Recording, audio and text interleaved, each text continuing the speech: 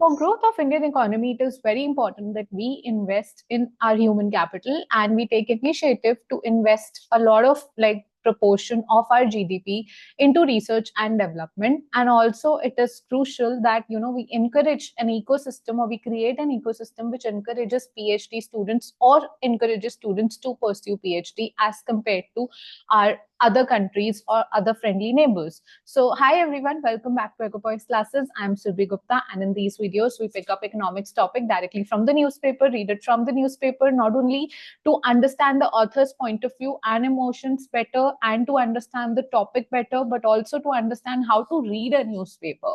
That is very important, and also we read it directly so that you feel that you're reading and completing the newspaper itself. Because sometimes when we read directly from the presentation or from the notes, you still do not get that hang or the feeling or the satisfaction that yes, you've completed an article from the newspaper, which is why we directly together read from the newspaper and understand the topic at the same time, so that you have that satisfaction that yes, my economics holistically has been covered. So without wasting any of your time and dragging this, I'll just quickly share the screen, adjust my screen so that you all know that what are we going to do today and discuss today. So I think my costume matches the highlighted colors. So I just, yeah, okay, fine.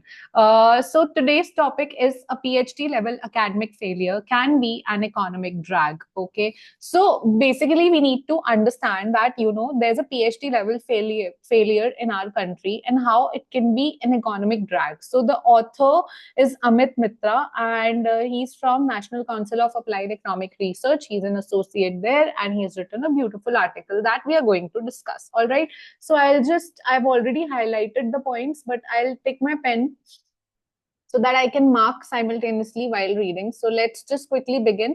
So India's ambition to become a global knowledge hub. India has that ambition of becoming a global knowledge hub is under threat as its PhD ecosystem teeters on the edge of crisis. So our PhD ecosystem is not well within, the correct status or correct ecosystem it has. So the PhD system overall is under threat. While the nation aspires to lead in innovation and education, the reality for many doctorate scholars is far from promising. And after completing their master's degree, students face a stark choice: pursuing lucrative corporate careers or commit to rigorous, the rigor of a doctor of philosophy, that is PhD program, offering limited financial stability. Okay, and the disparity is glaring. So when you complete your master's in any of your fields, you have an option that you join a good career, you make a good career by joining a corporate organization or some good organization and start earning your salary. Or you have a second option to go for PhD. But in PhD, you do not get a lot of financial stability, and that's what they are going to further elaborate. Okay. So junior research fellowship, once you give UGC NET exam, you also have an option in India of opting for JRF, and very few students qualify for JRF. I mean, even if you qualify for JRF, students get a monthly stipend of rupees 37,000, but those outside this category often receive no financial support. So if you have to do PhD, you have to do it on your own and you have to take care of your own finances. You're not getting any support from the government whatsoever. Even the JRF benefits are limited to 5 years. So even if you've qualified for JRF, the benefits are qualifying only for 5 years, placing an immense financial burden on students in the later stages of their PhD. Initially, you may, your parents also support you, but then later on, during the end of the PhD, because it's not a 2-year phenomena, it takes, in India, it typically takes 5 to 7 years to acquire PhD. And then in later years, say, imagine you complete your master's by the age of 23, if you have not taken any break, because 18 mein aap school complete karte ho, 21 tak aap graduation complete karte ho, more to 23 tak aap masters complete karte ho, and uske baad bhi agar aap PhD karne nikloge, to it will hardly take you 20 to 30 years of your life. And in later years of life, it will get difficult for you to sustain without any financial stability. Okay, in stark contrast to attractive salaries of the corporate sector. So अगर आप 23 में corporate sector की salary पे join कर लोगे masters के बाद, so वहां से contrast में PhD करना आपके लिए एक opportunity cost बहुत ज्यादा हो जाती है उसकी. Okay, so why would India's brightest minds choose academia when the financial incentive of taking a private sector job is so strong? Okay, so why would they go for PhD? A deep look at India's education funding exposes the root of this problem. Education funding is a problem. Okay, if government starts education funding and government starts promoting PhD, students will go for PhD. Okay, the country allocates just 3.85% of its GDP to education. Okay, hold on. Okay, to education, much lower than global average of 4.22%. So globally, there's an average of 4.22%, but we only give 3.85% of our GDP. Developing nations like China, Brazil, Argentina invest more. Even Cuba, despite its economic challenges, dedicates 12% of its GDP to education. South Africa, with a median age of 27, spends 7% of its GDP. So South Africa, we have median age of 28 years. So South Africa is closest to us, and South Africa also spends 7% of its GDP on education when we don't. Okay, so we lag far behind in this critical investment. India also falls short on research funding. The country spends near only 0.7% of its GDP on research and development. We don't spend a lot on research and development when it is the crucial requirement. It's the critical aspect of the current situation or the time being. Okay, well below the global average of 1.8%. The decimal figure places India near the bottom in R&D expenditure among major economies. Without increased investment, India risks losing its best talent, better funded countries, so we lose mostly students. So even I did my master's in economics, and I did not go for PhD, but a lot of students from my class went to PhD, and as far as I remember, sorry, a few of them only went for PhD, and even I remember if two, three of maximum five people went for PhD, so most of them went abroad. Okay, nobody stayed in India to complete their PhD, and then they decided to settle down there. Okay, so India risks losing its best talent to better funded countries and suffering low levels of innovation, because obviously people who will opt for PhD, they are so innovative minds. And if you lose them to other countries, then it's your loss. Okay, so uh, compounding the issue is the government's reliance on cess to fund education. Since 2015, nearly 70% of the education spending has been supported by a 4% education and health cess, initially introduced at 2% in 2004. The dependence on temporary revenue source highlights that government's failure to address deeper structural issues in education funding. We are not. We are relying on this 4% educational cess to fund 70% of the education expenditure. While India has seen its number of educational institutes grow with nearly 50,000 colleges and 1,100 universities, this expansion has come at the expense of quality. So you can see the quantity increasing, the quantity and the number of institutes are increasing, but the quality of education in those institutes is not. Okay, the ASER 2023 Beyond Basic Report paints a grim picture. Although 86.8% of rural youth aged 14 to 18 years are enrolled in educational institutions, a quarter of them cannot read basic class 2 level text in their native language. They can't. So even the enrollment numbers are fake. Okay, they don't do justice to the quality of education.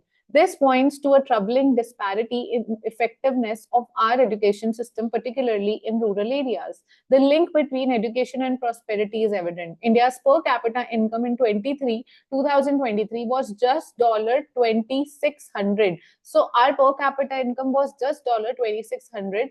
When in states like Kerala, Telangana, Tamil Nadu, where the education system is good, the per capita was $4,000, whereas in the states where the education system, the quality is not that good, like Bihar, Uttar Pradesh, the education lags and it's below $1,000. Okay, so the situation is equally dire in skill development and employability. India ranks 39th out of 67 countries. Okay, so there are 67 countries in total. India's rank is 39 in the IMD World Competitiveness Ranking for Education, and only 40% of graduates are considered employable. Only 40% of our graduates. These statistics reflect India's struggle to build a workforce capable of driving future economic growth and innovation. To reverse this trend, India must drastically increase its education spending. India must drastically increase. Okay, achieving the country's gross enrollment target ratio of 50% by 2035 and broader vision of developed India by 2047 when we'll complete 100 years of our independence. Viksit Bharat achieve karna hai. So we have a broader vision. So we need to boost our education funding. The education budget must increase by at least 1.5 percentage point with a focus on emerging fields like climate technology and artificial intelligence. These are the emerging fields, and their education, research and development and overall fund needs to increase. The government should reduce GST on educational services to zero and encourage foreign direct investment in our education sector following successful models like Singapore. So we should follow Singapore's model. Okay, so addressing the fund, we should attract FDI in our education sector. Addressing the funding crisis in higher education is crucial. Fellowships for PhD students must be increased. Interest rate on student loans or education loans should be slashed, and tax burden on educational institutions should be reduced, so that in every sense you are helping in promoting the education sector in our economy. Additionally, 75% of corporate social responsibility, that is CSR funds, every company has a corporate social responsibility segment where it gets funded, and they are saying that they're suggesting, the person from NCAR, Amit Mitra, is suggesting, the author of the article, he's saying that, around 75% of the CSR fund should be allocated to education and healthcare. Then only things will improve for our economy. Failure to act has led to a growing exodus of Indian PhD students seeking opportunities abroad. According to the Rostrum Education, the number of Indian PhD candidates going overseas has increased by 70% in 23. Better employment prospects, access to advanced research infrastructure, and a greater number of scholarships are driving this exodus. The All India Research School Association has called for a 60% hike in PhD stipends with automatic inflation adjustment every 4 years. Yeah, it should be inflation adjusted. The stipend should not be just a mere number that you'll get this amount. You should also adjust it for the inflation. Okay, while this may be ambitious, a 30-40% increase coupled with annual inflation adjustments could provide much needed financial relief to PhD scholars. The crisis in India's research ecosystem is undeniable. Without policy support and reforms in funding and infrastructure, we will continue to lose our brightest minds to better supported environments abroad. India's education and research sector are at crossroads. So the question is, will Indian leaders act before it's too late? And these are the author's personal view. It's clearly written, but I really liked his personal views, because of which, for me, it was important to bring this article to you guys, so that you also understand that why PhD students or PhD is losing its relevance in today's economy, and how important it is, for students to pursue education, and they should get enough support from the government and policy making, so that they get into the research and development sector. And research and development sector is equally critical, be it if we talk of the space world, technology world, artificial intelligence, climate intelligence, whatsoever. Research and development sector, we should be backed by research and development. So that is very important need of the hour. And with that, I would want to wrap up this session. Thank you so much for tuning in. And if you've watched till now, drop that heart emoji in the comment box, so that I know you're the one who's watched this video till the end. And thank you so much for all the love